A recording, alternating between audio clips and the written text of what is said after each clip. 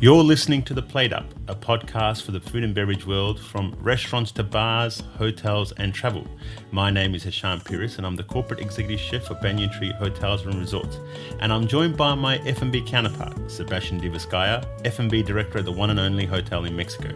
And over the next hour, we are hoping to tackle some of the hottest topics in F&B, share some stories, go through our process, talk about the lessons we've learned, and how to untangle some of the complexities in this industry.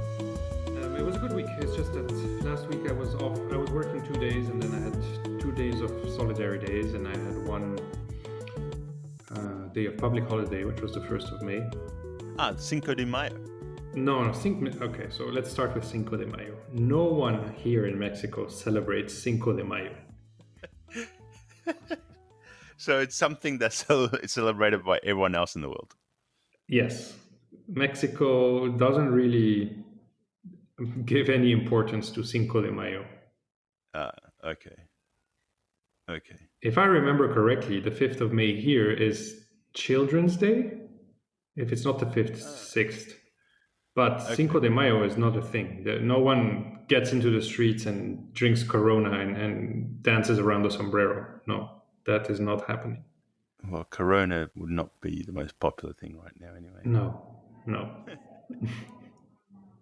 Right. Okay. So that's the deal with Cinco de Mayo then. Okay. It's a pure marketing invention. Okay. Which relates to another topic we're going to talk about today. What's that? The Himalayan salt. Yeah. That is the copper pots of the salt world. I'm excited about this topic actually. But before we get onto that. Yes. So I've been, I've got a couple of things I want to talk to you about. One is straight down your alley. Actually, I've been reading some real sad news, actually, coming out of Australia. 2 of my favorite restaurants have closed, right? Which ones? One's called Long Grain, okay. Which, now, this is going to upset a lot of people, right? But to me, this is still my favorite Thai restaurant in Australia or in the world. I remember you telling me this. Yeah. I mean, maybe it's because it probably introduced me to what Thai food could be outside of the traditional Thai that, we grew up with in Australia. Mm-hmm. We finally got to see. When you say traditional Thai, is the Thai you could find easily in Australia? Yeah, because let's be honest. When I was growing up, Australia. Actually, I must say in Melbourne, where I was from, it was very cosmopolitan and very multicultural. So we had access to other cuisines. So it wasn't strange to find, that you'd find Australians, Italians, and Greeks eating at a Lebanese restaurant, or they're all eating at an Italian restaurant, or Italian's pretty normal, or a Thai restaurant. It was very multicultural, but for a long time it was like an Australian version of Thai, right? An Australian version of Italian. As much as us Australians don't want to believe we do that, right? That's what it was. I think it's by force of nature and circumstance.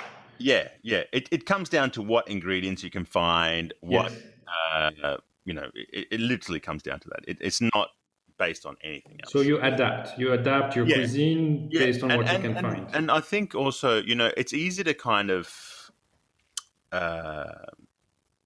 rubbish that. It's easy to say, these guys, they're, there's like, you always look at Americans and go, oh, this is American Italian food, and they've bastardized it, or the British have bastardized it. But at the end of the day, when people are starting up, you have to adapt to people's palates. You can't just come in firing out spicy Thai food, right, to a culture that's never been exposed to that. Okay, this is a long time ago I'm talking about, not now. So you kind of slowly, gradually, and you have to adapt the food to what people are accepting back then. True. Right? That's an angle a lot of people don't understand, is that you also have to adapt to your market and your demand. Exactly. And I think if you look back now and people laugh at, other cuisines and go, I think now it's improved a lot. It's probably, I think those traditional. I mean, I can tell you now, Chinese food, or what they call Chinese food in Australia, right? We used to have this thing called lemon chicken. I don't think you can get lemon chicken anywhere in China, right? I had Chinese food in Morocco, and I've never heard of lemon chicken. Exactly, right. And in America, they have this dish. I think it's called General Tso's chicken or something like that. Yes. Which, because I watched a documentary on a long time ago, right? And there's no such thing as General Tso's anything in China, right? It's just that people have to adapt to the market and then eventually grow. So we always were exposed to traditional Thai food, right? And then when I finally moved to Sydney, and this is when I was this is when I was a commie. There was a famous restaurant over there called Sailor's Thai, and they did, and we went out for their Thai food, and they were really completely different. Like you're finding lamb shanks, curry, and things like that, and you're like, oh, hang on, this is really, this is different. Fast forward a few years later, I think the head chef from Sailor's Thai, who was a German guy, actually German Australian guy, so not a Thai guy, opens this restaurant called I think, and his name was Marty Boats, actually, right? He opens a restaurant called Long Grain, right, which is in Melbourne and in Sydney. Well, it was in Sydney, then it moved to Melbourne. In reference to Thai rice, I'm sure. Exactly, in reference to Thai rice. This Thai food was the best Thai food I've ever had. And to this day, I've ever had. Maybe it's nostalgia. Maybe it's the ambience, the location, the memories that it invokes, right? Mm-hmm. But for me, like all those flavors nailed it. Because, you're talking, it's Australia. It's, people, I don't think, if you put that in here, no one would call that Thai. Well, no, it would still be considered Thai food, right? But it wouldn't be ground baking in Thailand because there are many people doing that over here, right? But the flavors that they were using and pushing the boundary with back then and to this day was really good. There's another restaurant called Red Spice Road, which is also going down that direction. Now, the reason I talk about this is both of them have closed. They have both come out officially saying we cannot operate anymore, which is something I wanted to talk to you about because, we've been talking about restaurant closures purely due to the fact that COVID-19 restrictions put them in closure. Now, a lot of places are lifting their restrictions, and social distancing laws literally mean some of these restaurants have to cut their seating capacity by half to 60%. Or more. So operating a restaurant with 40% seating capacity, right, or 50% seating capacity is not financially viable. No. What are your thoughts on that? Like, where do you what should restaurants consider now financially? Let's forget the staffing and all that. Like, let's now talk financially. If you're a business owner now or a restaurant owner now, and you're thinking, do I open my restaurant? What should I be thinking about now? Because this is something, actually, I must say, I didn't really think too much about it. I just thought, well, you're going to be stuck with people not wanting to spend so much money, people, being a little bit more careful, and the market's going to be quite dry. I actually must say, it didn't straight away, I didn't put that other factor that operating a restaurant at 50% capacity probably won't work either. Well, I was talking about this with Chandler, who's a very good friend of mine, a chef as well, terrific chef, which obviously, who is currently in Bangkok, and he told me that restaurants are now starting to be allowed to reopen under certain specific conditions, and one of them being obviously the reduced amount of guests you can do in a day, and some can only operate at 20% capacity. Yeah. So for a restaurant that has 100 seats, you can do only 20 a day, or 20 at any given time. This poses a lot of problems. What people need to understand, or what everyone needs to understand, is that restaurants operate on very, very tight margins. And as you said, let's think about the case of someone wanting to reopen or open his restaurant. before you even establish a restaurant, before you open a restaurant as an entrepreneur, and you think, okay, this seems like a good idea, I want to open my own restaurant. You ultimately, everything is based on how many guests you're going to get in a day. This is your business plan. You need to you start by that, and then you say, okay, I need to find a good location to achieve these numbers. But the rent is going to dictate already a big part of your costs. Obviously, if you go into a more crowded or upscale area, your rent is going to be much higher. So you need to do much more volume. So you need to do many more covers. And you then establish how much is any given guest going to spend in your restaurant, which is what we call in the industry the average check. How much money every guest that comes through your doors is going to spend in average. And then you make a calculation or an assumption, and you say, all right, everyone is going to come in. And if we're speaking of a traditional restaurant setup where you have an a la carte menu, so an itemized menu with different categories like a starter, a main course, and a dessert, to keep it very simple. And you assume that everyone is going to order 3 courses, so a starter, a main course, and a dessert. And you kind of establish the price range you want to be in. So you say, okay, my starters in average are going to be $10, and my main courses are going to be 15 or 20, and my desserts are going to be 7. And I hope everyone is going to get a glass or a bottle of water, and everyone is going to get maybe a glass of wine if you sell alcohol, or a beer. So you add all of that up, and you kind of establish how much any given guest is going to spend in your restaurant. So you multiply that by the number of guests that you think will come through your doors based on your seating capacity, and that makes your revenue. And if you open for lunch or for dinner or only one meal period, then you multiply by the number of meal periods you have. But I don't need to make a disclaimer here, but I'm really simplifying things for the sake of the argument. So you make all of your decisions based on those factors, what we call also the KPIs, which was the key performance indicators, that are your average check or the average spend per guest and the number of guests. And that then dictates your revenue. In opposition to that, you have your costs. So rent is one. Then you have your food and beverage cost, which is how much money you are spending to produce the food that you're selling. And these standards, I mean, these usually work as a ratio, as a percentage of the selling price. And we can, to be very general, you can always say that a restaurant will be between 15 and 30% food cost, depending, or even higher or lower if the produce is very cheap or if your prices are very high. But I think 20 to 30% is usually the norm. And the same with your beverages. So you already know that 20% of all the money that you make in selling food goes to buying food. You apply the same to beverages. You have your food and beverage costs, and then you have all your utilities, electricity, water, gas for the kitchens.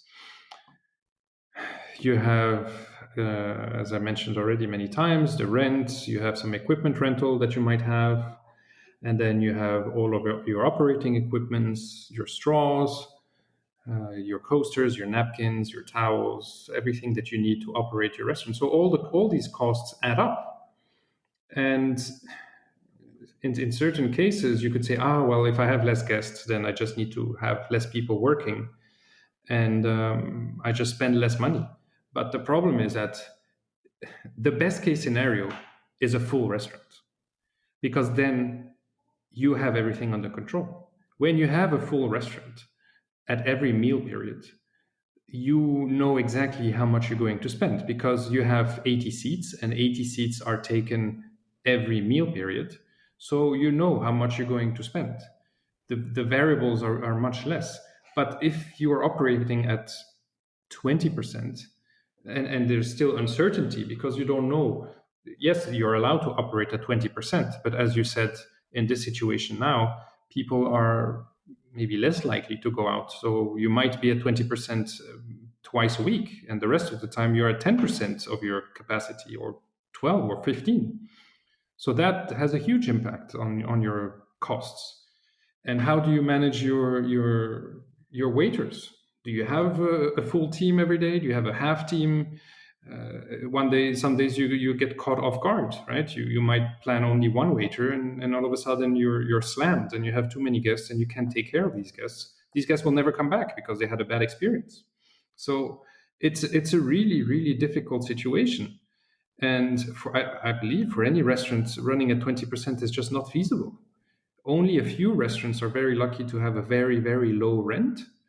And they can manage to let go of certain team members, or their entire team is on partial contracts or on timed hours. So they only need to call in people when they need. They don't need to have people on contract. And I think this is also an interesting discussion we can have, because a lot of times when we read about news of the hospitality industry and the restaurant industry, we get the American point of view, which is hourly pay, and people get paid by the hour, and you can dismiss them anytime you don't need them. But in Europe and the rest of the Eastern world, people are on contracts, which they are paid by day or by month. So if they work 4 hours, they still get paid a full day. So that's even more challenging, because they are on your payroll no matter what. And then if you all of a sudden you have to run at 20%, but you had a full team before you close down, what do? Do you fire 80% of your waiters? That's not, it's not fair. But also it's not feasible to keep them on board, right? You can always find things to do, but at the end of the day, if you can't pay their salaries, it's also not fair to them. So it's a very, very complicated scenario for restaurants. It's very difficult. And as you brought it up in the beginning, I think a lot of restaurants are going to just say, listen, I can't go on. I can't. It's not feasible. I can't pay my bills. And again, all the scenario I mentioned in the beginning and the explanation is very simplified, and it's taken into consideration that you have no loans, that you have no debts. Yes. Can I just play devil's advocate here? Tell me. Is it bad is it being a bad manager that has led to this, or bad financial management? The reason I ask is this. You're looking at, when you see some of these restaurants that are struggling right now, right? And let's talk about big ones, right? Let's not focus on the little ones. Let's talk about the big ones. 11 Madison Park, right, in New York. That's about, is in the same situation. These big ones, I'm sure, around the areas. Is it due to poor, we're talking, these places are churning out money, right? They're usually generally all full, especially the fine dining restaurants, right? And we'll get to hotel restaurants in a minute, but we're talking about the big fine dining ones, right? Or the more popular ones, the ones that always have traffic that's coming through these restaurants. Is it bad financial planning on the owner's behalf that's led to this? Because I also struggle to understand how a restaurant that's always, I don't want to say always busy, because I'm sure someone's going to say, well, we're not always busy, but who's getting a lot of foot traffic through the door and has not only the presence in the region or in the city, right, but it has a great name for itself. How these restaurants are at a situation where they are struggling. Now, just to come back to something you've said, and I don't think many people may know, being popular is a double-edged sword for a lot of restaurants, because, you might start off with very small rent and things like that, but as soon as it suddenly gets popular, rent goes up, right? You hear that in Hong Kong a lot. Hong Kong is a big, where you got these little noodle shops that get Michelin stars, and all of a sudden their rent goes up threefold and they can't increase their pricing because that's what people have been coming for, right? So sometimes popularity is a double-edged sword. Yes. In the same fact, is it poor management? Like, I kind of wonder, and I'm all about the staff and things like that, but would it have made more sense to say, guys, I need to shut our restaurants down? No, we have to close. Mm-hmm. We're all going to be taking a hit together, because if I keep on paying everyone to sit at home, we won't have a restaurant to come back to. Yes. Or do it's a hard topic to have, because I'm in the foot of both sides. I have one foot in the operating side and I have one foot in the managing side. And I wonder, what do you do? Do you, and I'm not saying you cut your losses, because I don't, that's probably not the best word to use here, but there has to be, sometimes you have to make an educated decision, right? Which may be painful in the short term, but in the long term, you still keep your business operating. Yes, like unpaid leaves or things like that. Yeah. So again, there's no fit every shoe answer, if that's an expression. I maybe just invented one. No. From personal experience, I don't think a lot of restaurant groups have a rainy day savings account. I don't think as a best but practice. But is that due to them wanting to expand and their own, like, you see, okay, let's talk about restaurant groups. They're constantly expanding. Yeah, I was going to get into that. It really depends on the scenario. If you are, let's imagine you are a restaurant, you're an entrepreneur, you build a restaurant and you have one, and it takes a few years. And also, please, public disclaimer, a restaurant is not a supermarket. You don't open the doors the first day and you start making money immediately. It takes a long time to build trust and to build a relationship with the community, with the city where you are, and to raise awareness on what you're doing. And you have to be consistent, you have to be good for people to recommend you and for you to be popular and then to start working well. So it takes time. So let's say your restaurant picks up, you start to make money, and you have a steady flow of guests and therefore a steady flow of money coming in. And after a few years, you've paid off all your debts and you've paid all the money that you needed, and you can finally start making actual profit. Well, the market or the industry or the society we live in demands that well, if I manage to do it with one restaurant, I can do it with another one and another one and another one.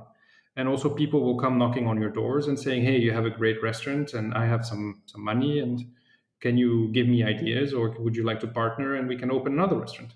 So expansion is the normal step. I really respect chefs and chef owners and owners who dedicate their entire life to a single restaurant. And there's many examples around there. But if we look at all of the big names nowadays, everyone has 2, 3, 4, 5, 6, 7 restaurants, because you want to multiply, you want to expand your business, and you get partners and you get shareholders, and then people want to see the business grow. It's normal. So whatever profit you make, well, you reinvest. So yes, you're walking on a tight rope. So is that bad management? No, I think it's business practice. But not having a rainy day but like some cash flow in case anything happens, that I think is just common sense. And a lot of people don't think about this. We are humans, and we don't foresee these things, and so we are very optimistic, blindly so sometimes, and we don't think about the bad times. We only think about the good times. So is it bad management? Maybe, I don't know. It's short-sightedness. But then how you deal with the situation is then this is where you see the leaders and the good managers. And as you said, identifying from the very beginning, okay, this is going to be a problem. We're entering a difficult situation. What are the different scenarios? What if we have to close for a certain number of months, weeks? What's going to happen then? What is scenario A? What is scenario B? What is scenario C? I think a lot of these big restaurant groups, they have their own financial departments. They have tax specialists or advisors. They have accountants. They know how their business works. There's no other way. You can't have a successful business if you don't know the money you spend and the money that comes in. It's impossible. So you have a responsibility to the team, to the people you employ. And you, as a leader, as an owner, you have to look at the different possible outcomes and try to find the best solution for everyone. And as you said, try to get out of this dark tunnel with something left for people to come back to. Unfortunately, you have people who get the short end of the stick, and they were already in a difficult situation before the situation happened. And this is kind of the nail in the coffin, right? And this is just bad circumstance. But if we're talking about restaurant groups that are doing well and well-established restaurants that are doing well, and all of a sudden this happens and they are kind of caught with their pants down, it might be easy to say it's bad management, but I think it's really short-sightedness and a lack of plan. Just planning. Yep. Okay. Yeah, it's just sad to see. I mean, and I'm harping on about Long Grain because it was my personal favorite. It was one of my, I never went to the one in Sydney, which closed last year, or the year before maybe. But the one in Melbourne was always, it was more Melbourne centric, and it works for us. How do you think hotels should now consider? Now, we opened our restaurant on Sunday, actually. Okay. And it's hard to kind of say this is how it should be done because every region has its own separate rules and regulations on social distancing and things like that, right? And they will keep changing.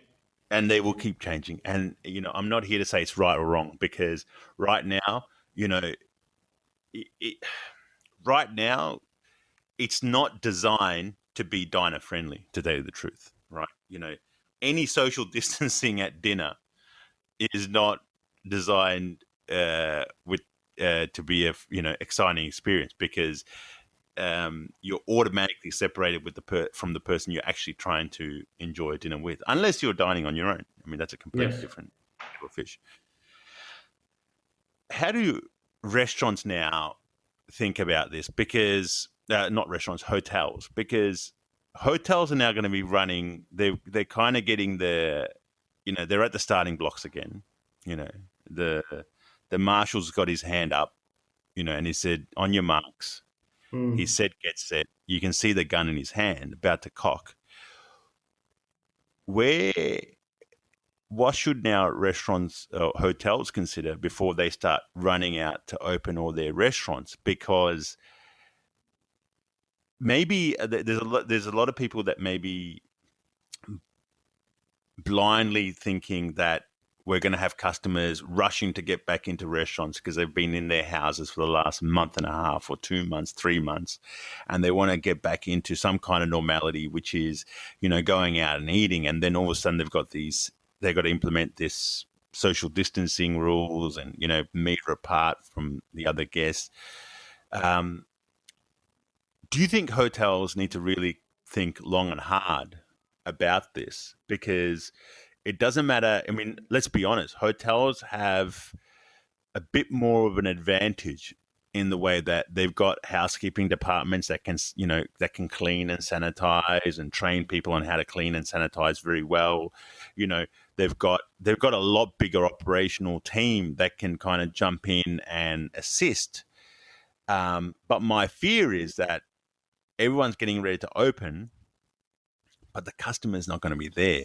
I think the customer is still very skittish and sheepish about going to any restaurant. And if you're a diner, are you really looking forward to the fact of sitting a meter away from your companion or your family and enjoying a dinner? Or would you rather just stay at home and, sit like a family and eat dinner? Because the entire process of eating with someone else is to enjoy each other's company, be, in each other's face and in each other's vicinity. Yes. Is having a social distancing rule, which, mind you, I'm not here to say it's not required, because it's definitely required. But what do hotels have to think about before they start running out to open these restaurants? Well, I have two opinions on this, and they're both at the opposite end of each other. I love it. One of them is that, as you said, hotels have a lot of advantages, and also what people need to know is when you mentioned that hotels have a housekeeping department and an engineering or maintenance department that can come and support restaurants to do the cleaning and the sanitizing and the maintenance. What is very important to note is that the costs of that is shared or sometimes not even allocated to the restaurant. It is paid for or taken care of by the hotel operation. It sits in different books. Whereas if you were in an independent restaurant, all of that comes into your cost. You have to pay for it. You can't just move it to a different account. It's your cost. Whereas in a hotel, well, it's shared services, right? So you could decide to say, oh, well, the hotel will pay for this. The restaurant, it doesn't need to burden the restaurant's balance sheet. So I think in this, the hotels have an advantage because people might think, well, hotels, they usually are from an international chain. They have standards, they have international standards, they have guidelines, they have hygiene standards that are developed from within and also imposed by travel agents and by the government. So hotels are usually much stricter and stronger on these points. They have more support and they have more means. So guests might think, well, it might be safer to dine in a hotel. The other point of view is that it depends why you're going to eat in a hotel. And usually people go to dine in a hotel to celebrate something. And now is maybe not the time that people want to celebrate outside or don't have the available income to celebrate and rather do it at home in a smaller committee and think twice before spending money, because everyone is in the same boat, and a lot of I would say most people have had their income affected by the situation and had to take pay cuts or unpaid leave or you name it. So going out for a meal in a hotel might not be the first response after the confinement, right, or after the lockdown. So hotels need to be very, very careful. They have the advantage that they can absorb missed revenue because they are part of a bigger whole. But I don't think people are going to rush to the doors of hotel restaurants or any restaurant for that matter, except really small neighborhood restaurants that are a staple and that people go to on their lunch break, for example, or after work in the evening before going home. So there's a million different scenarios and a million different reasons why people go to eat. But if we're talking about hotels, and obviously because we're both in the 5-star hotel industry, this is usually our reference point. And those have higher or upper scale restaurant offerings. I don't think people are going to rush back into hotel restaurants, except if they're travelers, international travelers or tourists who are staying and they don't want to risk going outside, and so they would rather eat at the hotel. But not many people are moving internationally at the moment. I think every airspace is pretty much blocked. So the only positive thing out of this is that hotel restaurants will get to practice all of these new COVID-19 guidelines and sanitization guidelines and social distancing guidelines and service guidelines that are new. Okay. I think, I mean, we could go on and on about this because I think there's, it's, and I want to use the buzzword, the buzzword of 2020. It's very fluid, right?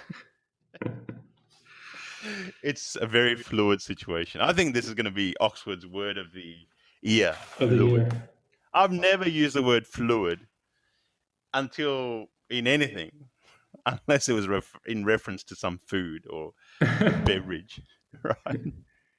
And all of a sudden, everyone's using the word fluid for everything. So, well, they say fluid. Why? Because it's vague and it might change. Yeah. But I mean, it is.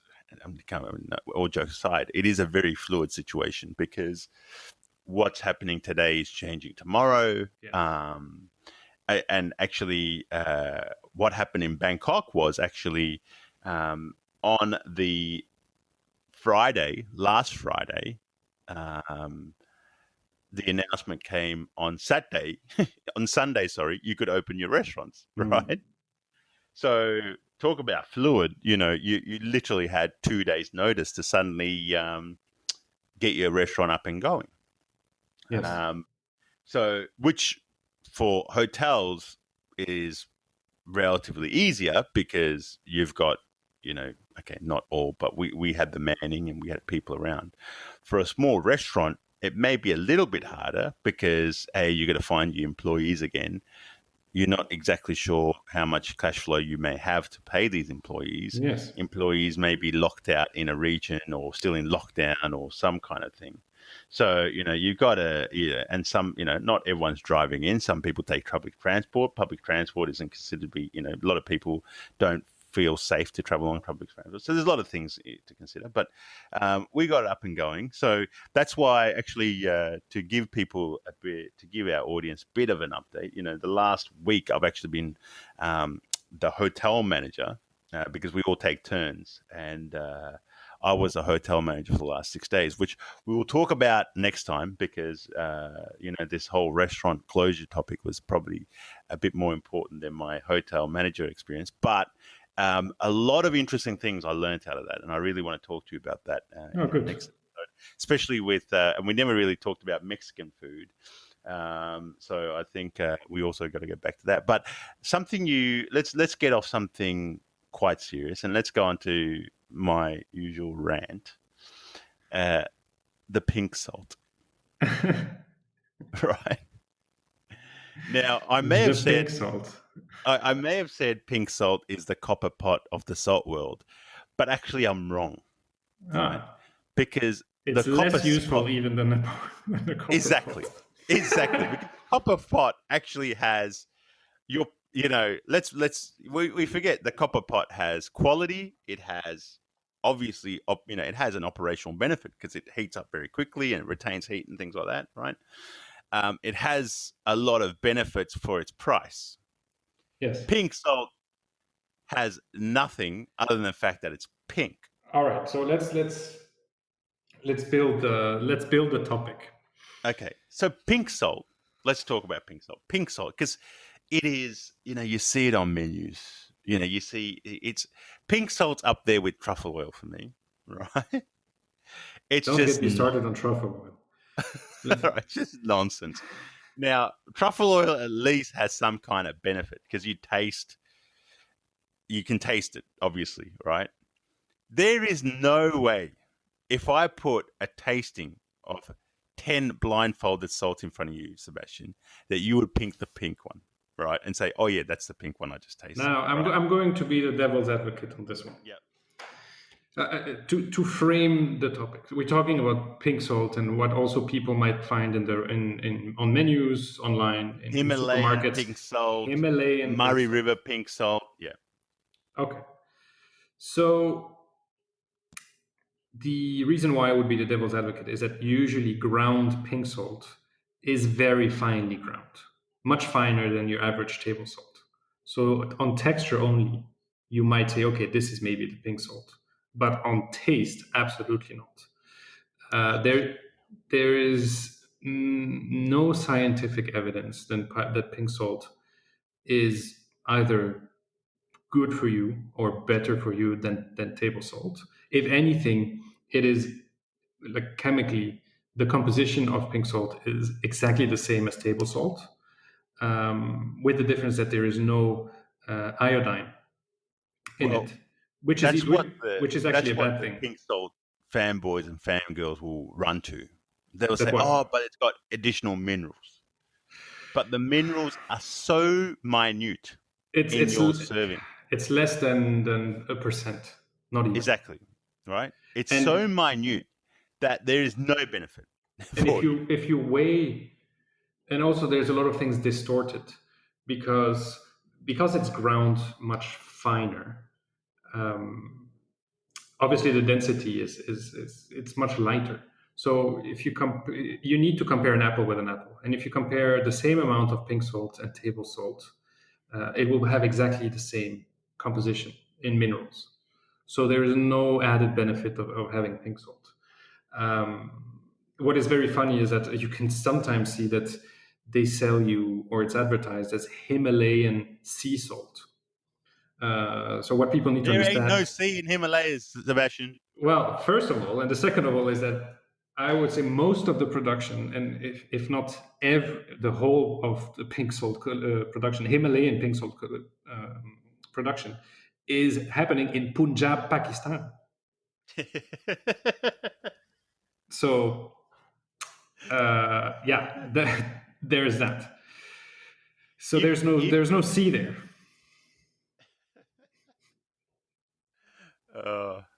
uh, now I just saw now, Sebastian, my favorite man, and that's what I'm talking about, has just Yes, put a chili con carne episode. So straight after this, I'm going to go and watch that. it's going to be a lot of Because swearing for people who don't but know this who. guy, I mean, you have Can you give his name and his YouTube channel to everyone?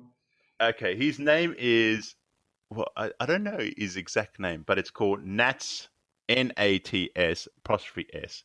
What I reckon, Australian guy. That's his YouTube channel. He's just made a Chili con can't go outside. That's what the episode's called. Chili con can't go outside. Yeah.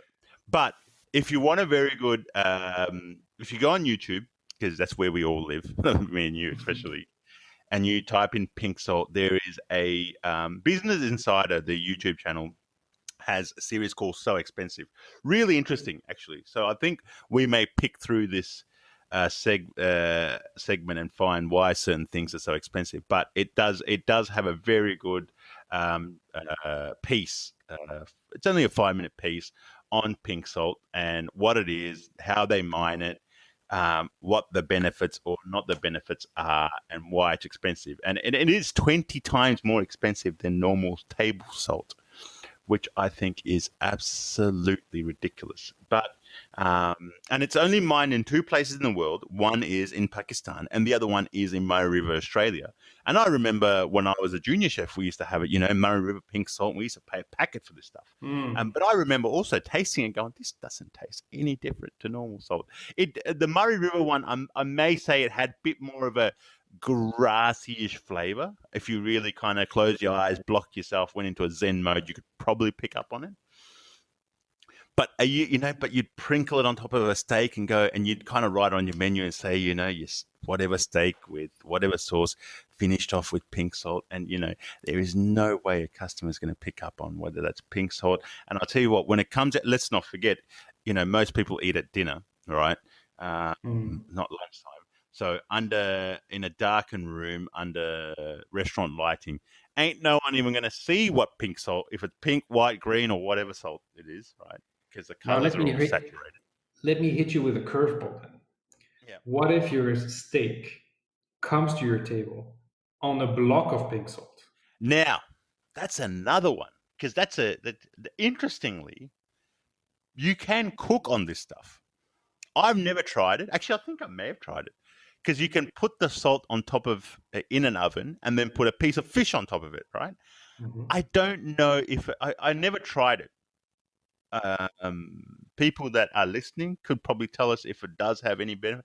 I can't see how it would have. Maybe it may impart some kind of flavor, some salty flavor. Obviously, I can't see how you could cook a steak on it because I'm not sure if you can get a pink salt so hot, to tell you the truth.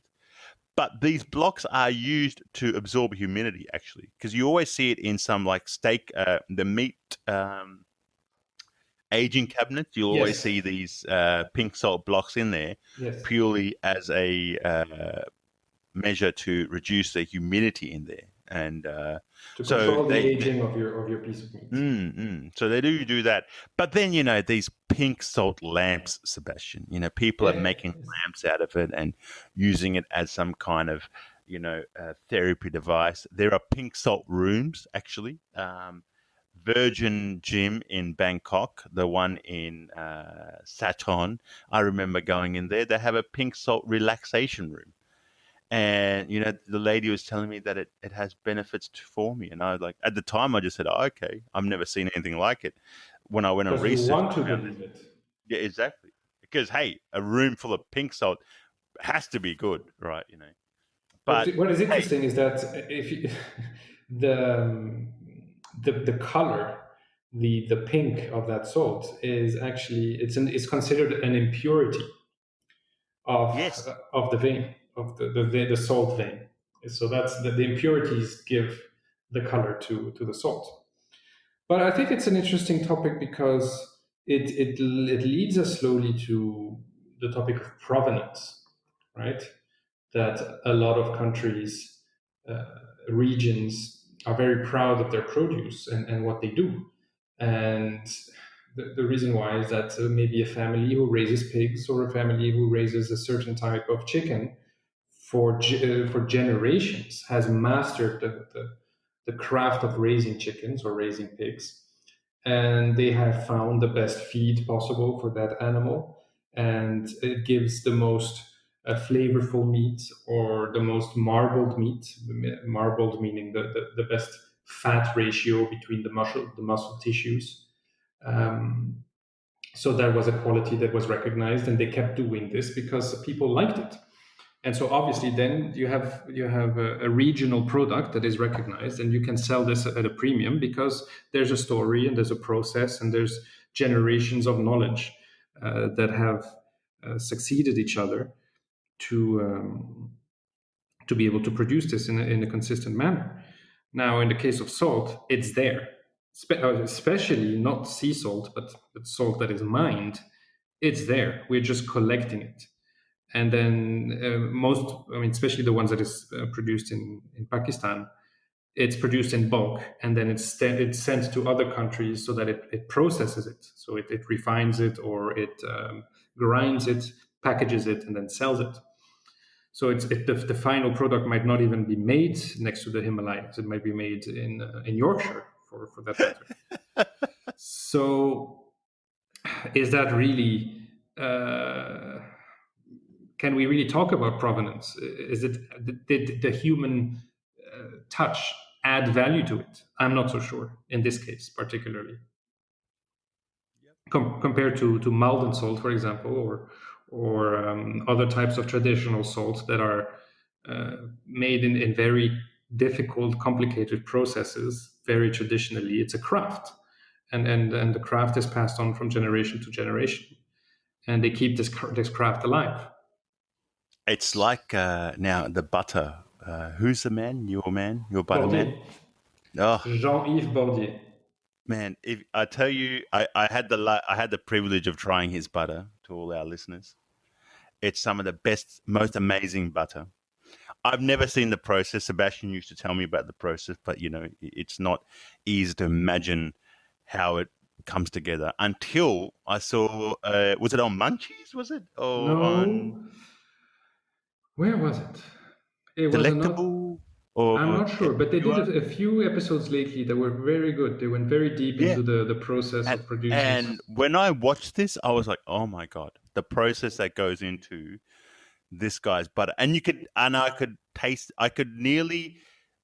taste why that butter now tastes so good compared to what you usually buy, purely because of what you could see.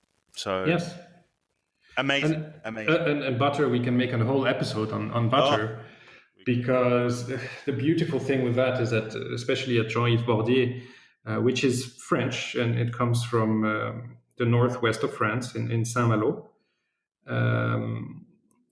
they work with the seasons as well, and cows don't eat the same thing the whole year, so the quality of the milk, the fat content of the milk, the color of the milk changes throughout the year as well. So the butter also changes and evolves throughout the seasons, and that's very interesting. You work with a live product, something that is alive, and you just try to elevate